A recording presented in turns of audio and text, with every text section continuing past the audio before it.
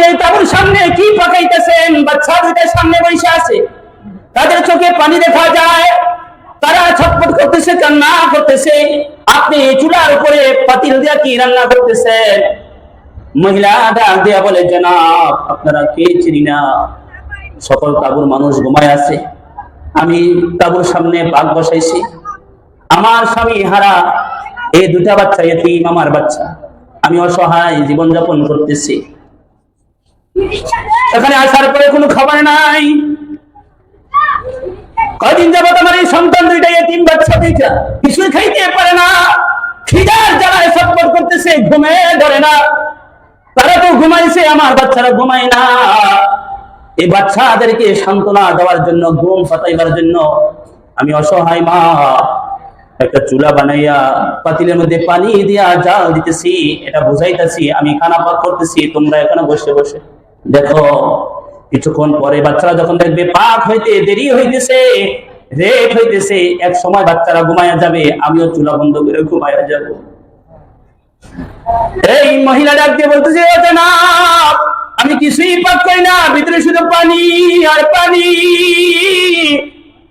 আমার বাচ্চা দুইটা খিদার যারা ঘুমায় না, এদেরকে বুঝতে দেওয়ার জন্য আমি লাকড়ি দিয়া পানির উপরে জাল দিতেছি। এই কথা শোনার পর হযরত ওমর চোখ দিয়ে পানি বাইর হয়ে গেছে, ডাক দিয়ে বলে, আসলাম চলো মদিনার দিকে চলো, খাদ্যের গোডাউনটা গিয়ে খোলো। হযরত ওমর আসলামকে নিয়ে মদিনার খাদ্য গোডাউনে গেলেন, দরজা খুললেন। আসসালামু আলাইকুম ওয়া রাহমাতুল্লাহি ওয়া বারাকাতুহু।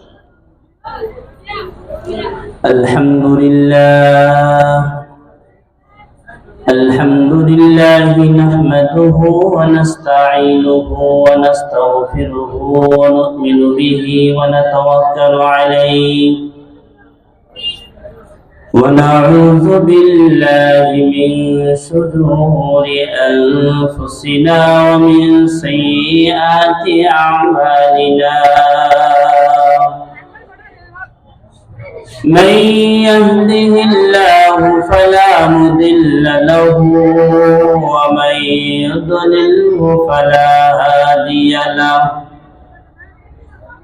ونشهد أن لا إله إلا الله وحده لا شريك له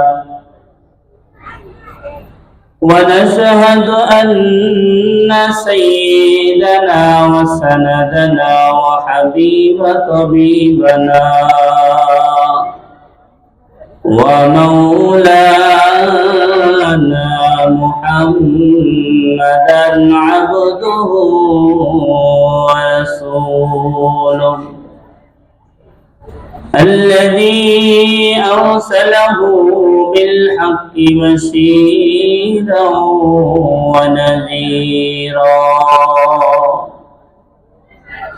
وداعيا إلى الله بإذنه وسراجا منيرا. اللهم صل على محمد وعلى آل محمد كما صليت على إبراهيم وعلى آل إبراهيم إنك حميد مجيد. اللهم بارك على محمد وعلى آل محمد كما باركت على إبراهيم وعلى آل إبراهيم إنك حميد مجيد.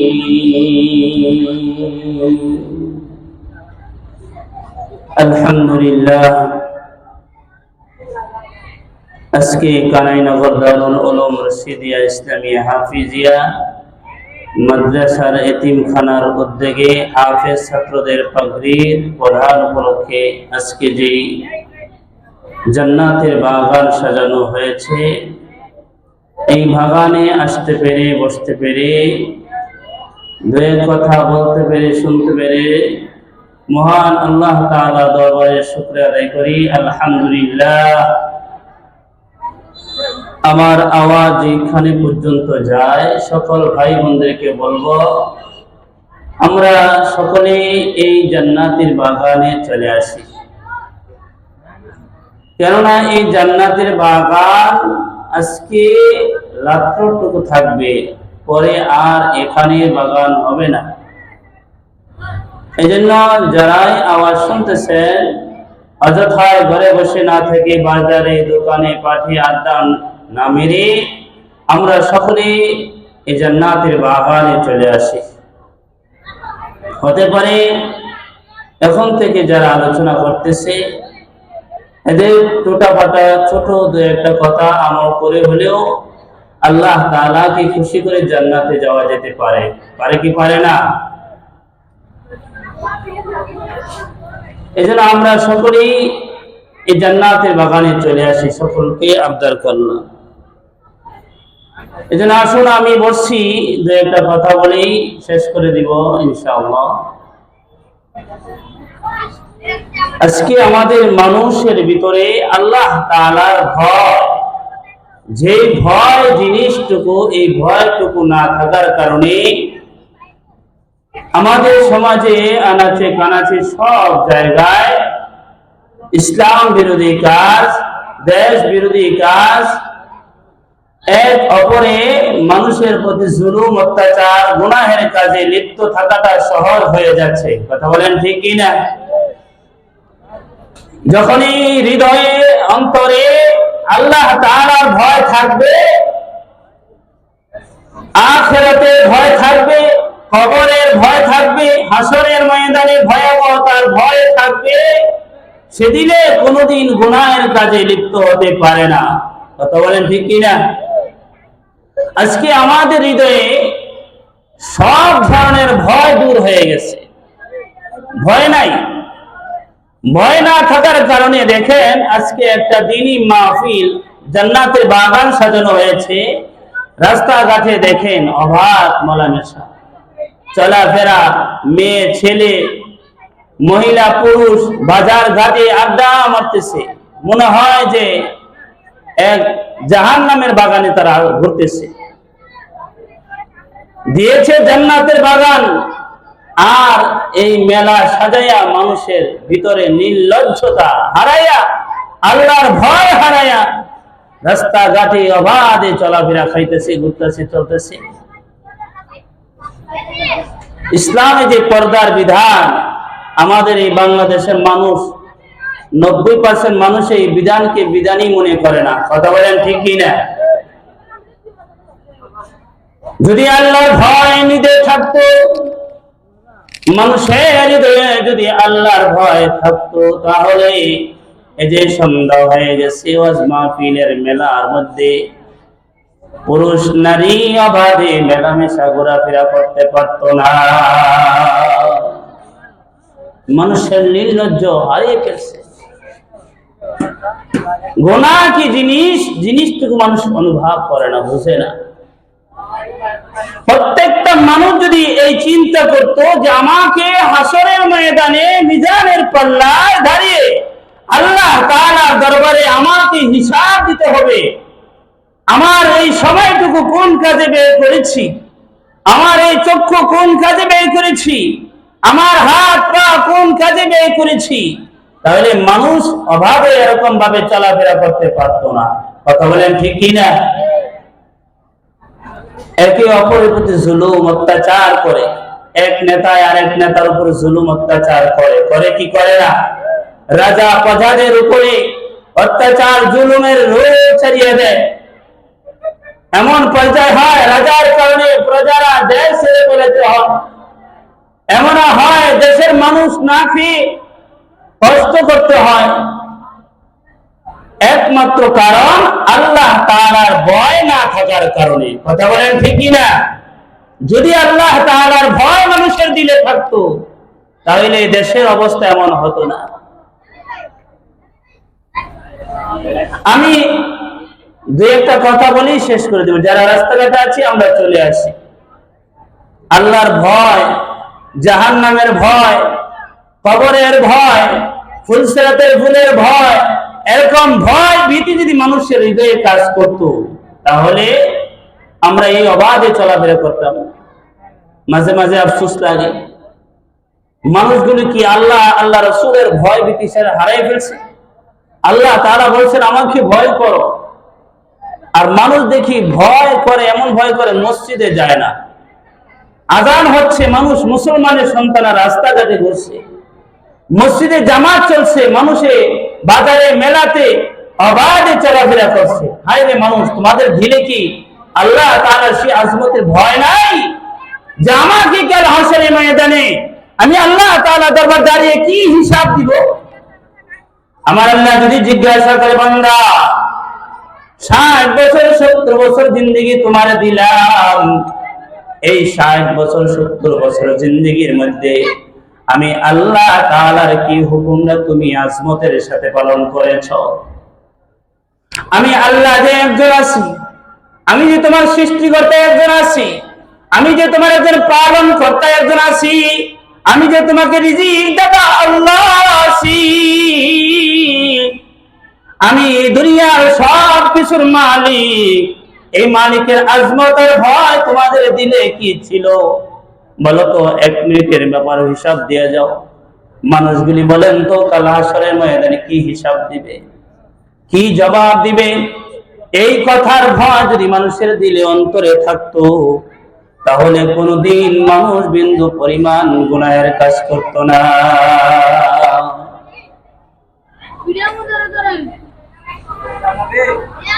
হযরত জুলফিকার রহমাতুল্লাহি আলাইহি তিনার কিতাবের মধ্যে বয়ানের মধ্যে ছোট্ট একটি ঘটনা লিখেছেন। আমি তিনার এই ঘটনাটা বলতে চাই। তিনি এক জমানার বাদশার একটা কথা বলছেন। বাদশার নাম ছিল মুহাম্মদ শাহ। ফুকরানের দেশের বাদশা ছিলেন। সেই ফুকরান দেশের বাদশা মুহাম্মদ শাহ তিনি তিনার সৈন্যবাহিনী নিয়ে, সিপাহ সালাহীদেরকে নিয়ে জঙ্গলার ভিতরে শিকার করার জন্য সিপাহ সালাহদেরকে নিয়ে একদিন জঙ্গলার ভিতরে যায়। ওই জঙ্গলার ভিতরে একটা বৃদ্ধ মহিলা বাস করত। ওই বৃদ্ধা মহিলার একটি গাভী ছিল। ওই বাদশার সিপাহীরা ওই বৃদ্ধা মহিলার গাভীটারে জব করে খেয়ে ফেলছে। বৃদ্ধা মহিলা ডাক দিয়া বলে, বাবারা, তোমরা যে আমার গাভী জবে করে খেয়ে ফেলছো আমার কোনো আপত্তি নাই, তোমরা আমার এই গাভীর মূল্যটা আমাকে দিয়ে দাও, আমি যেন আরেকটা গাভী ক্রয় করে ফেলতে পারি। তোমরা আমার গাভীর মূল্যটা পরিশোধ করিয়ে দাও। সিপাহীরা বলে, না, তোমাকে কিছু দেওয়া হবে না, গাভী পেয়েছি, খেয়ে ফেলছি, আবার কিসের মূল্য দিব? যাও, দূর চলে যাও। এই বৃদ্ধা মহিলার গাভীটি ছাড়া আর কিছুই ছিল না। দুনিয়া তো আর কেউ নাই। জঙ্গলার ভিতরে এই গাভীটা পালন করে আর কি চলেন, গাভী দুধ দহন করে খায় আর চলে। এমত অবস্থায় ওই ফুকরানের বাদশার সিপাহীরা ওই গাভীটা যখন সব করে খেয়ে ফেলে, বৃদ্ধা মহিলা ওই সিপাহীদের পিছনে পিছনে ঘুরে বলে, বাবারা, আমার গাভীর মূল্যটা, টাকাটা আমার দিয়ে দাও, আমি গরিব মানুষ, আমি আরেকটা গাভী কিনে লালন পালন করব। তারা কিছুতেই দেয় না। বাদশাহের কাছে যাবে বিচার দিতে, বাদশাহের কাছেও দিতে দেয় না। নিরুপায় হইয়া বৃদ্ধা মহিলা জঙ্গলার পাশে একজন আলেম ছিলেন। ওই আলেমের কাছে পরামর্শ করলেন, হুজুর, এক বাদশা আসছে জঙ্গলার ভিতরে, বাদশার সিপাহীরা, সৈন্য বাহিনীরা আমার গাভীটারে নিয়ে জব করে খেয়ে ফেলছে, তার মূল্যটা চাচ্ছি, মূল্যটা দেয় না। আমি গরিব মানুষ, এই গাভী যদি না পালতে পারি কেমনে চলবো জঙ্গলের ভিতরে? আলেম ডাক দিয়ে বলে, মা আপনি বাদশাহের কাছে যান, এই বাদশাহের কাছে যাইয়া আপনার ঘটনাটা খুলে বলুন। মহিলা ডাক দিয়ে বলে, হুজুর বাদশাহের কাছে তো আমাকে যাইতে দেয় না, তারাও তো আমাকে কোনোভাবেই বাদশাহের কাছে পৌঁছায় না। তো আলেম বলতেছে, ঠিক আছে, আগামী 2 দিন পর বাদশাহ অমুক রাস্তা দিয়া অমুক ফুল দিয়া, ফুল চিনেন না আপনারা? আগে তো ফুল খেতো, আমাদের ব্রিজ কর, আগে কি খেতো? ফুল। ফুল মানে ছোট্ট ছোট্ট নালার উপরে তুই রাখতো, এটার নাম ফুল কইতো, আমরাও কইতাম বাঁশের ফুল, এরকম কাঠের ফুল। এখনো হয়তো বড় বড় ব্রিজ।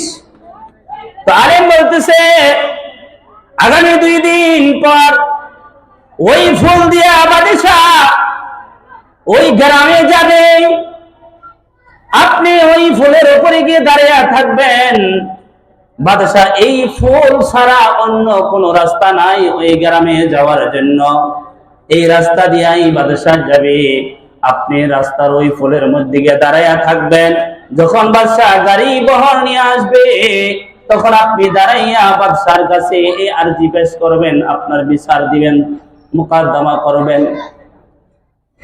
মহিলা এই কথা শুনে চলে গেছে, ওই রাস্তার ফুলের উপরে দাঁড়াইয়া আছে। ঠিকই 2 দিন পরে বাদশাহ তিনার সিপাহ সালার সৈন্য বাহিনী নিয়ে গাড়ি বহর নিয়ে ওই ব্রিজের উপরে ফুলের উপর দিয়ে আসতেছে। মহিলা, বৃদ্ধ মহিলা ওই ফুলের উপরে দাঁড়াইয়া বাদশাহের গাড়ির সামনে গিয়া দাঁড়াইয়া গাড়ি আটকে বলতেছে, বাদশাহ আমি আপনার কাছে একটা বিচার মুকদ্দমা দায়ের করতে চাই, এই বিচার না শুনে আপনি সামনে অগ্রসর হইতে পারবেন না। বাদশাহ ডাক দিয়া বলে, ও বৃদ্ধা মা, আপনি কেন আমার গাড়ির সামনে দাঁড়াইয়া গাড়ি থামাইলেন? বৃদ্ধা মহিলা ডাক দিয়া বলে, হে মোহাম্মদ শাহ বাদশাহ, আপনি কি এই ফুলের উপরে দাঁড়াইয়া আমার বিচার মুকদ্দমা সমাধা করতে চান নাকি কাল হাসরের ময়দানে ফুলসরাতের ফুলের উপরে সমাধা করবেন? কোনটা করবেন? যখন এই কথা বলছে, আপনি কি এই ফুলের উপরে দাঁড়াইয়া আমার এই কাজটা সমাধা করবেন নাকি ওই যে ফুলসরাতের ফুল যেটা এমন চিকন হবে গো, এমন দার হবে গো, যেই ফুলের উপরে গুনাহগার বান্দা হাঁটতে দেরি হবে, কেটে কেটে জাহান্নামে পড়তে দেরি হবে না। মহিলা এই কথা বলার পরে বাদশার ভিতরে চেতনা জেগে গেছে, অস্থিরতা জেগে গেছে। হাই রে, এই বৃদ্ধ মহিলা আমারে কি কথা বললো? এই ফুলের উপর দাঁড়াইয়া তার বিচার সমাধা করবো নাকি ফুল সেরাতের ফুল, যেই ফুল সেরাতের ফুলকে আমি খুব ভয় করি, যে ফুল সেরাতের ফুলের উপরে হাজারো হাজারো গুনাহগার অন্যায় অপরাধ যারা করবে এখানে কেটে কেটে জাহান্নামের মধ্যে পইরা যাইব।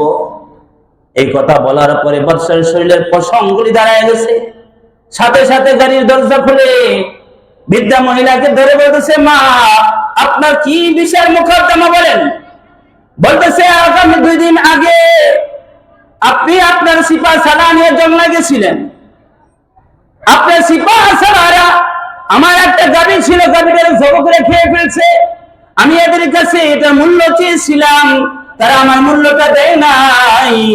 আমি গরিব মানুষ, এই গাভীর দুধ দহন করে আমি চলি। আমি বলছি খেয়ে ফেলছো ভালো কথা, কিন্তু এই মূল্যটা আমাকে দাও, আমি আরেকটা গাভী কিনে আমি চলতে থাকি। কিন্তু আপনার সিপাহরা সৈন্য বাহিনীরা আমারে এই গাভীর মূল্যটা দেয় নাই, আপনার কাছে আসতে দেয় নাই। এই কথা বলতে বাদশাহ ডাক দিয়ে বলে, ওরে সিপাহ সালারা তোরা কই? এই যে বৃদ্ধা মহিলা যেই বিচার দায়ের করেছে, এই মহিলার একটা গাভীর বিনিময় 70টা গাভীর মূল্য দিয়া দাও। কয়টা? বাদশাহ মোহাম্মদ শাহ একটা গাভীর বিনিময়ে 70টা গাভীর টাকা পয়সা মূল্য বৃদ্ধা মহিলা মাকে দিয়ে বলতেছে, বৃদ্ধা মহিলা মা ধরে পা ধরে বলতেছে, মাগো আমার সিপারা বড় অন্যায় করেছে, আমি বাদশা থাকতে এই বড় অপরাধ করেছে, আপনাকে 70টা গাভীর মূল্য দিয়ে দিলাম, আপনি আমাকে ক্ষমা করে দেন। কাল হাসরে ময়দানে ফুলসেরাতের ফুলের উপরে বিচার দায়ের করিয়েন না। আমার কথা হচ্ছে, একটা বাদশার অন্তরে দিলে কেমন ভয় ছিল ফুলসেরাতের ফুল পাড়ি দেওয়া। সেই কথা স্মরণ করে এক গাভীর বিনিময়ে 70 গাভীর টাকা দিয়েছেন, আর ভিতরে অস্থিরতা, শরীরের পশমগুলি দাঁড়িয়ে গেছে। হায়রে, আমি এই রাজা প্রজাদের খবর নেই না, আমার এই অপরাধের কারণে যদি হাসরের ময়দানে আল্লাহ তাআলা আমাকে ডাক দিয়া বলে, মুহাম্মদ শাহ, তোমার রাষ্ট্রে তুমি বাদশাহ থাকা অবস্থায় তোমার প্রজারা, তোমার সিপাহীরা, তোমার সৈন্যবাহিনীরা মানুষের উপরে এরকম জুলুম অত্যাচার করেছে, এর হিসাব দিয়া তুমি আজকে ফুলসেরাতে ফুল পাড়ি দিয়ে জান্নাতে যাও। তাহলে তো বাদশা বলে, আমি তো সেই ফুলের হিসাব দিয়ে আমি জান্নাতে যেতে পারবো না। আগের দিনে বাদশাহের আল্লাহ ওয়ালিদের এমন ভিতরে ভয় ছিল, যেই ভয়ের কারণে বিন্দু পরিমাণ অন্যায় কাজ তারা করতে পারে নাই। ওই প্রজারা এক প্রজাদের প্রতিও জুলুম অত্যাচার করতে পারে নাই। সমাজে আনা আছে এখানে আছে অত্যাচার জুলুম করতে পারে নাই, গুনাহের কাজ করতে পারে নাই। আজ আমাদের দেশ এমন দেশ হয়ে গেছে, যারা আমরা বড় আছি, নেতা আছি, মুরব্বী আছি, আমরা একই অপরের উপরে জুলুম অত্যাচার করি। আমাদের থেকে আমাদের ছেলে মেয়েরা শিখে। আজকে রাস্তাঘাটে ছোট্ট ছোট্ট ছেলেরাও একজন মুরব্বীকে দেখলে সালাম দিতে চায় না। দোকানপাটে বসে বসে ছোট্ট ছোট্ট যুবক ভাইয়েরা সিগারেট বিড়ি খায়, কিন্তু মুরব্বী দেখলে সালাম দেয় না, ভিডিও করে না। এই যে বেয়াদবি শিখছে একমাত্র আমাদের কারণে। আমরাই তো মুরব্বীদেরকে সম্মান দিতে পারি না। সমাজের শিক্ষিত মুরব্বী আবেদদেরকে, শিক্ষিত সমাজকে আমরা সম্মান দিতে পারি না, যার কারণে আমাদের থেকে আমাদের সন্তানগুলি ভালোই শিখতে পায় না। কেননা আমরা যেমন করি আমাদের ছেলে মেয়ে তেমন করে। কথা বলেন ঠিক কিনা? আগের দিনে বাদশাহ যেমন আল্লাহর ওলি ছিল, ওই সময় রাজার প্রজারাও এমন আল্লাহর ওলি ছিল। এরপর আমি একজন নবীর সাহাবী ছোট্ট একটা ঘটনা বলে শেষ করে দিব। আপনারা জানেন আল্লাহ নবী পয়গম্বরের 4 জন খলিফা ছিল, এর মধ্যে 2 নম্বর খলিফার নাম কি বলেন তো? জানেননি আপনারা? 1 নম্বর খলিফার নাম হলো হযরত আবু বকর সিদ্দিক রাদিয়াল্লাহু তাআলা আনহু। 2 নম্বর হযরত উমর ফারুক রাদিয়াল্লাহু তাআলা আনহু। আমি হযরত উমর ফারুক রাদিয়াল্লাহু তাআলা আনহু ছোট্ট একটা আল্লাহর ভয় ভীতির ঘটনা বলে শেষ করে দিচ্ছি। আমার যুবক ভাইয়েরা, তোমরা যেখানে আছো আমার কথাগুলি মনোযোগ দিয়ে শোনো। তোমাদের ভিতরে যদি এখনই আল্লাহর ভয় ঢুকাইতে পারো, জাহান্নামের ভয় ঢুকাইতে পারো, কবরের আযাবের ভয় ঢুকাইতে পারো, তোমার দ্বারা কোনোদিন গুনার কাজ হবে না। এই যুবক ভাইয়েরা, এখন যদি না বুঝো, যখন বৃদ্ধ হয়ে যাইবা তখন আর বুঝবা না। হযরত ওমর খলিফাতুল মুসলিমিন, আমিরুল মুমিনিন, তিনি একদিন হযরত আসলাম রাদিয়াল্লাহু তাআলা আনহুকে ডাক দিয়ে বলতেছে, ও আসলাম, শুনেছি মদিনার নিকটবর্তী একজন পথিক দল মদিনার পাশে ঈশা তাবু গাইতা বিশ্রাম করতেছে। রাতের গভীরে হযরত ওমর হযরত আসলামকে ডাক দিয়ে বলে, চলো ও আসলাম, চলো, যে পথিক দল মদিনার পাশে তাবু গাইতা বিশ্রাম করতেছে, দেখো চলে আমরা যাই, গিয়ে দেখি তাদের কোনো সমস্যা হচ্ছে কিনা, থাকা খাওয়া কোনো সমস্যা হচ্ছে কিনা, তারা কিভাবে থাকতেছে, তাদের খোঁজ খবর একটু পর্যবেক্ষণ করে আসি। হযরত আসলাম বলতেছে, আমরা যখন রাতের গভীরে হযরতে ওমর ফারুক রাদিয়াল্লাহু তাআলার সঙ্গে ওই তাঁবুর কাছে গেলাম, গিয়া দেখি সকল তাঁবুর মানুষগুলি ঘুমায়া গেছে, কিন্তু একটা তাঁবুর সামনে একজন মহিলা দুইটা বাচ্চা নিয়া চুলা বানাইয়া চুলার ভিতরে হাড়ি বসাইয়া আগুন জ্বালায়া জাল দিতেছে, কি জানি পাকাইতেছে। হযরত ওমর ডাক দিয়ে বলে, মা, সকল তাঁবুর মানুষ ঘুমায় আছে, আপনি এই তাঁবুর সামনে কি পাকাইতেছেন? বাচ্চা দুইটা সামনে বসে আছে, তাদের চোখে পানি দেখা যায়, তারা ছটফট করতেছে, কান্না করতেছে, আপনি চুলার উপরে পাতিল দিয়া কি রান্না করতেছেন? মহিলা ডাক দিয়া বলে, জনাব, আপনারা কে চিনি না, সকল তাঁবুর মানুষ ঘুমায় আছে, আমি তাঁবুর সামনে পাক বসাইছি, আমার স্বামী হারা, এই দুটা বাচ্চা এতিম আমার বাচ্চা, আমি অসহায় জীবনযাপন করতেছি, এখানে আসার পরে কোনো খাবার নাই, কয়দিন যাবত আমার এই সন্তান দুইটা এতিম বাচ্চা দুইটা কিছুই খাইতে পারে না, খিদার জ্বালায় ছটফট করতেছে, ঘুমে ধরে না, তারা তো ঘুমাইছে, আমার বাচ্চারা ঘুমায় না।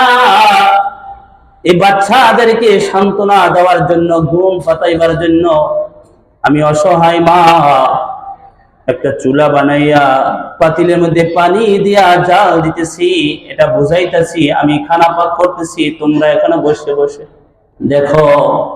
কিছুক্ষণ পরে বাচ্চারা যখন দেখবে পাক হইতে দেরি হইতেছে, রেট হইতেছে, এক সময় বাচ্চারা ঘুমায়া যাবে, আমিও চুলা বন্ধ করে ঘুমায়া যাব। এই মহিলা ডাক দিয়ে বলতেছে, ও জনাব, আমি কিছুই পাক করি না, ভিতরে শুধু পানি আর পানি, আমার বাচ্চা দুইটা খিদার যারা ঘুমায় না, এদেরকে বুঝ দেওয়ার জন্য আমি লাকড়ি দিয়া পানির উপরে জাল দিতেছি। এই কথা শোনার পর হযরত ওমর চোখ দিয়া পানি বাইর হয়ে গেছে, ডাক দিয়া বলে, আসলাম, চলো মদিনার দিকে চলো, খাদ্যের বোটামটা গিয়ে খোলো। হযরত ওমর আসলামকে নিয়ে মদিনার খাদ্য গুদামে গেলেন, দরজা খুললেন, আটার বস্তা বাহির করলেন, কিছু মধু লইলেন, কয়েকটা ঘিয়ের কৌটা ডিব্বা লইলেন, বলতেছে, আসলাম, এই আটার বস্তা আমার উপরে উঠাইয়া দাও। কে বলতেছে?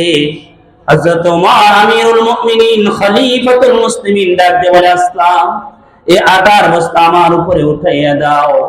আসলাম ডাক দিয়ে বলে, হুজুর, আমি আপনার গোলাম, এখানে থাকতে আপনি কেন ওই বোঝা লইবেন? এই বোঝা লওয়ার দায়িত্ব তো আমি আসলামে। আমিরুল মুমিনিন ডাক দিয়ে বলে, আসলাম রে, এই বোঝা তোমার দায়িত্ব না, এই বোঝা বহন করার দায়িত্ব হলো আমার।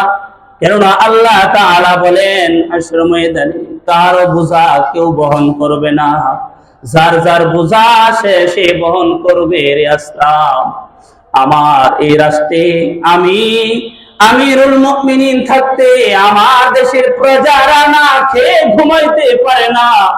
এই কৈফিয়ত যদি আমার আল্লাহ আমার কাছে চায়, আমি কি জবাব দিব? রে আসলাম, জলদি করে আমার মাথার উপরে উঠাইয়া দে। আসলাম এই কথা শোনার পরে আর সহ্য করতে পারে নাই, আটার বস্তা আমিরুল মুমিনিন খলিফাতুল মুসলিমিন মাথার উপরে উঠাইয়া দিলেন। মধু আর ঘি নিয়া ওই যে তাঁবুর সামনে গিয়া বলতেছে, মা রে, নে আটা দিয়া, মধু দিয়া, ঘি দিয়া তোমার বাচ্চারে খাবার পাক কইরা খাওয়াও। মহিলা ডাক দিয়ে বলতেছে, আমি একটু হালুয়া বানায়া খাওয়াবো। আমিরুল মুমিনিন বলেন, তুমি হালুয়া রেডি করো, আমি চুলার মধ্যে জাল দেই। কি করে? আমিরুল মুমিনিন বলে, আমি চুলার মধ্যে জাল ধরাই, আগুন ধরাই, তুমি হালুয়া বানাও। আমিরুল মুমিনিন ওই যে কাঁচা চুলা, মাটি খইরা চুলা বানাইছে, লাকড়িতে আগুন ধরে না, ধোঁয়া অন্ধকার হয়ে গেছে। আমিরুল মুমিনিন আমাদের মহিলার মতো এরকম বলে ফু দিতেছে আগুন ধরার জন্য। ধোঁয়ার মধ্যে ফু দিতে দিতে আমিরুল মুমিনিনের চেহারা এমন কালো হয়ে গেছে, ধোঁয়ার কারণে চোখ দিয়া, আমিরুল মুমিনিনের চক্ষু দিয়া পানি বাইর হইতেছে। তারপরও আমিরুল মুমিনিন আগুন ধরাইতেছে। আগুন ধরা হয়ে গেছে, হালুয়া বানাইছে। এখন হালুয়া বানানোর পরে বলতেছে, নাও বাচ্চা করে গরম গরম খাবার দাও। বাচ্চাগুলিও খাবার দেখে আনন্দে নাচানাচি করতেছে। এতক্ষণ পর্যন্ত কান্না করছিল, খাবার দেখার পরে আনন্দে নাচানাচি শুরু হয়ে গেছে। আমিরুল মুমিনিন নিজের হাতে তাদেরকে খাবার দিলে বাচ্চাগুলি খাওয়া শুরু করলো। আসলাম বলে, হুজুর চলেন না, আমরা যাই, রাত্র গভীর হয়ে গেছে। আমিরুল মুমিনিন বলে, আসলাম দাঁড়াও, দেখি তারা খাবারের পরে কতটুকু অনুভূতি করে, কতটুকু খুশি হয়। আমিরুল মুমিনিন দেখতেছেন বাচ্চাগুলি খাবার খেয়ে পেট ভরে লাদুসুদুস হয়ে এখন আনন্দে নাচানাচি করে বিছানায় শুয়ে পড়ছে। এরপরে আমিরুল মুমিনিন চলে আসছেন। আসলাম ডাক দিয়ে বলতেছে, হুজুর যখন পাক হয়ে গেছে আমরা চলে আসলে তো পারতাম, দেরি হয়ে যাবে কেন, আপনি দাঁড়ায় আসছিলেন? আমিরুল মুমিনিন ডাক দিয়ে বলে, আসলাম আমি যখন তাবুর সামনে গেলাম বাচ্চাগুলি কান্না অবস্থায় দেখতেছিলাম। যখন খাবার নিয়ে গেছি, পাক হয়ে গেছে, আমি দেখতে চেয়েছিলাম যে বাচ্চাগুলি কান্না অবস্থায় দেখছি, দেখি খাবার খাওয়ার পরে বাচ্চাগুলি একটু আনন্দ পায় কি। নিজের চোখে কান্না দেখলাম, আবার নিজের চোখে আনন্দ দেখা বাইর হইলাম। মনকে দিকে বুঝ দিতে পারলাম, আমার আল্লাহ এই আনন্দটুকুর কারণে আমি উমরকে আল্লাহ তাআলা মাফ করে দিবে। কেমন ছিল আমিরুল মুমিনিন, কেমন ছিল আমাদের আগামী খলিফা, এদের অবস্থা যেমন হয়েছে, তারা বিনা হিসাবে জান্নাতি সার্টিফিকেট প্রাপ্ত জান্নাতি হওয়ার পরেও, নবীর প্রিয় সাহাবী হওয়ার পরেও তাদের ভিতরে বিন্দু পরিমাণ দোষ ত্রুটি দেখার কারণে, তাদের অন্যায় অপরাধ দেখার কারণে তাদের দিল এমন ভাবে কাঁপা শুরু হয়ে যেত, না জানি আল্লাহ তাআলা এই সামান্য ভুলের কারণে আমার জাহান্নামের পাকড়াও করে নাকি। বলে তো যে দিল এমন ভয় পায়, সেই দিলে কি কোনোদিন, সেই দিলের মানুষের প্রজারা কি কোনোদিন অন্যায় কাজ করতে পারে? সে দেশে মানুষই অশান্তি থাকতে পারে? সে দেশে মানুষ সুখে শান্তিতে বসবাস করছে, আর আমার দেশের মানুষগুলি এক ঘরে খাবার নাই আর এক ঘরে আনন্দ করে। কেউ কারো খবর নেয় না, কোন প্রজা আমাদের ঘরে দরজায় সে খবর নেয় না। কথা বলে ঠিকই না? আল্লাহ তাআলা আমাদের সকলকে, আমি দুইটা কথা বললাম যে দিলে ভয় থাকতে হবে কার? আল্লাহ ভয় থাকতে হবে। যেই দিলে আল্লাহ ভয় থাকবে, সে দিলের মানুষ এবং সে দেশের প্রজারা কোনদিন অশান্তি থাকবে না, একজন আরেকজনের প্রতি জুলুম করবে না, কেউ গুনাহের কাছে লিপ্ত হতে পারবে না। আল্লাহ তাআলা আমাদের সকলকে এই কথাগুলির উপর আমল করার তৌফিক দান করুন। আমিন।